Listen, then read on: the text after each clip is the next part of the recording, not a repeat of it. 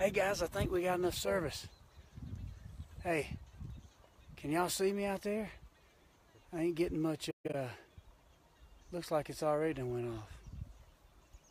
I can't tell, because I don't know if I got service or not. But if people can see me, I just talked to my wife when I got a little service last night, and she said that she got a pedicure. Well, up here in Arizona right now, look at my homie sitting up on the ridge here, Stephen McNelly. There's old Travis McClendon, my man Jabe. We have not got a pedicure, but we got a buttercure, because these elk have skint. They have skint skin off our honky-tonk badonkey-donk, but we ain't gave it up. We got one more full day left. And look here, man. I got all my fancy gear on. Got my brand new non-typical gear on. Feeling good, other than I'm a little whooped and beat up because we've been out here camping, having a good time, hunting my buddy Travis McClendon. He got a cool new service called No Guide Fees, and I joined up with him. And so when you draw a tag, you know, like through the tag system, I drew this through the Cabela's tags. It's Unit 7, man. It's awesome. Good looking tag right here. And I've seen a lot of big bulls, but we've just been whooped up pretty good. But then Travis got a little deal to where you put in, kind of like insurance, and I think it's a couple $100 a year, $250 a year. When you draw the tag, he takes you hunting for free. You know what I'm saying? Lodging and everything, a full outfitted deal. Here's the good news. I just joined this year. Ha ha! So old Travis, there he is. He didn't have to feed me, put me up, take me up the mountain, and get whooped by elk with me. So, but anyway, you ain't gonna believe how pretty this country is. I don't know if you can see it. We're so defeated right now that we're even sitting up here listening to rap music. Travis is over here, got his rap music playing. And then look here, we ain't got no service, ain't got no TV. What's going on with NFL, man? What y'all thinking about the NFL? This is crazy. I got all kind of friends that play NFL football, and I know some of the couple of the owners, and even some of the folks that's, you know, inside the NFL. What's going on, man? We're just up here trying to have good, honest elk hunting, and I'm seeing all this stuff, man. But anyway, I see Joshua. I see you, buddy. Killed one for the military members. Can't hunt. I see you, brother. I hear you, buddy. We're gonna get after him for you. I see Buck Riley. What's up? Man, I got it. Hey, Sherry, still got faith in me. Hey, we working hard. Last night we had one. Let me tell you, we had one so close. I mean, like we were about to get a shot, and the cow started barking. She just caught a movement. Wind was good, but it was tough. But yeah, I got to see it on this NFL stuff. Man, I don't quite get it, y'all. I don't quite get it up here in the land of the free. I don't feel too oppressed up here on this mountainside. I feel whooped by the elk, but I don't necessarily feel oppressed. And to be honest with you, probably ain't politically correct, but I don't even feel white privilege. I just feel like an American, proud to be one. I feel like a bona fide, true blood American on top of the hill. Like the old eagle. I done about figured out in life, you know, whether you're white, black, Mexican, Chinese, Puerto Rican, Colombian, whoever you are, you're going to go through hard times. You're going to be judged. You're going to have times that things ain't right. People don't treat you right. I'll be honest, I feel discriminated a lot. When I go into a big city and I got my camouflage on, maybe my night in hell hat, maybe my bone collector shirt on, people look at me. I've been called Bambi killer. I've been called a redneck. I've been called a hillbilly. I've been called a honky. I've been called a cracker. I've been called about everything. But the reason I say all these things is because guess what? I grew up in rural Georgia working with my dad, Edwin Waddell, Papa Waddell, who likes to elk hunt and deer hunt. But you know what he did? He had a construction crew. We worked out there on the job, and guess who was on that construction job with us? People from all cultures, people from all races, people from all walks of life. Some of my best friends were black. Some of the hardest working people I've ever seen were black. Some of the best craftsmen I've ever seen was Mexican. I've worked with everybody. I've cried with them. I've been mad with them. I've been picked on with them. We picked on each other with them. And the whole thing is, you know what? Whether we were black or white, some of us stayed right where we are. Some of us worked a little harder, and we ended up having our own sheetrock crew. And let me tell you something. I don't trust no man or no woman who ain't never put no hard work in it, but based on their opinion. Now, I know these football players put a lot of hard work in what they do. I do. It's tough. I played football. But I ain't making it in the NFL. I thought I was a pretty good ball player. So I ain't pitching no fit because I didn't make it to college and play football. But you know what I was pretty good at? Turkey calling. Pretty good at it. Won a world championship with my buddy Ricky Joe Bishop, and then later I had a chance to start working at Realtree. One thing led to another. Here I am on a mountain in Arizona. I'm talking about a redneck kid from rural Georgia. Never thought I'd even elk hunt, but I'm up here elk hunting. So I guess what I'm trying to say, if you're going to give me your opinion, I want to hear my opinion from a man that's run a sheetrock trial, that's whirled those stilts, that's went home to his wife with sheetrock mud. I want to talk to a man, whether he's black and white, that gives me opinion about it being oppressed, that's run a bull float on a concrete job. I want to talk to a man who drove a truck all across the country and made a run from Washington to Georgia. I want to talk to a woman who's taught all day at a school, whether it be in the inner city, out in the rural area, that's been talked to like they a chump because they're a teacher and they teaching kids that ain't got no discipline, and they got to be more than just teach them science and math. They got to be their freaking mama. I want to talk to a mama who's worked in a big place where she's had to administrate and make minimum wage and ain't getting paid, and she has to pretty much run the whole company. You see, I've worked with people like that, both black and white, Mexican and Chinese. And so when it gets down to it, I'm up here with my brothers now. And I got people from all across the country.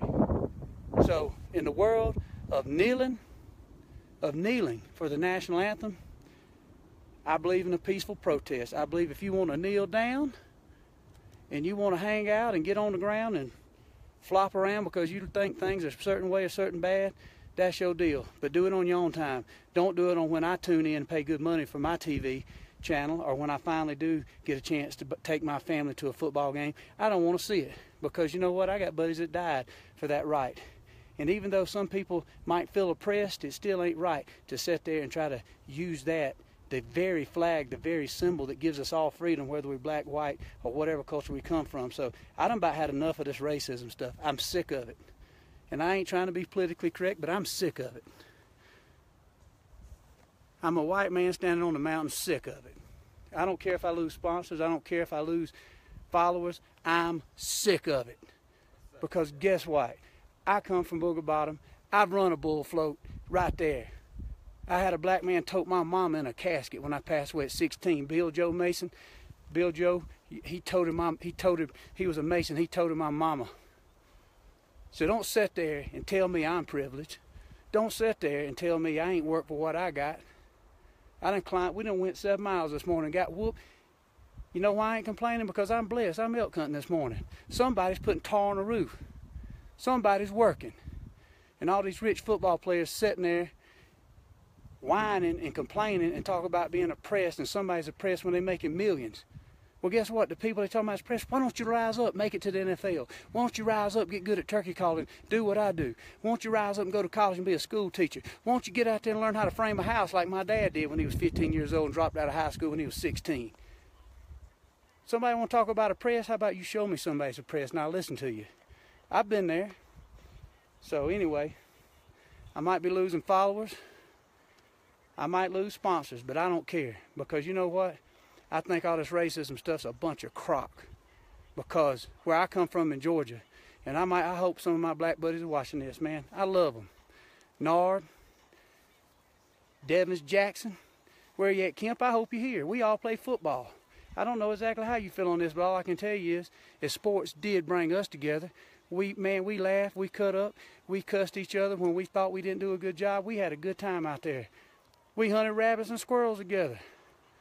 So in this world of wanting to call something this and that, I'm just sick of it. I'm just sick of it. I don't believe that nobody in America should sit there and complain about being oppressed. Because the way I look at it, if you look at who's on top in this world, there's black people on top. We just come out of 8 years with a black president. There's rap artists. There's everything you want to do, from all the way to the top, all the way to the bottom. There's white people that's succeeding. There's Mexicans that's succeeding. I just left the Navajo reservation. There's Navajo Indians that decide to get up and roll and get something done. They're succeeding if they want to. But if you want to sit down and walk around like a little old whiny vulture, or walk on the ground like a buzzard, that's your choice. If you want to soar like an eagle, get up and go to work. Eagle, get up and roll. So anyway, I probably done run all the elk off this mountain. They already done whooped us anyway. Sorry to get on my soapbox, but I get a little fired up. I'm aggravated. Sitting here, and you know what? I ain't even gonna watch it. Somebody gonna kneel down, regardless if it's a peaceful protest. I can get it. Okay, maybe it ain't about the flag. Maybe it ain't about the whole deal with, you know, disrespecting our soldiers. But it disrespects me. I'm not into politics, man. I don't like it. And then they're gonna blame it on Trump. You know what Trump did? The very thing I said to myself the first time I watched Colin Kaepernick kneel down. I said, who is this chump, this piece of crap, kneeling during the national anthem? I ain't saying it's presidential that he said what he said, but he said it. I said it too. My uncle said it. Everybody, all my buddies that hunt, he said it too. I ain't saying if he wants to protest, he can, but don't kneel down on our national anthem. I hunted. I got buddies I've hunted with that are dead now. They got killed overseas. I got kin people that went to Vietnam. They didn't come back. Some, I never met them because they got killed. They got stripped from me because they was fighting for the very reason and the very thing you're desecrating and standing down on. So if you want to stand down and you want to get on one knee, you do it. Go to the Lord and ask him. That's a humble way to go to it. Kneel down and go to the Lord and ask him, pray for him. But don't kneel down on our soldiers and our flag and our country.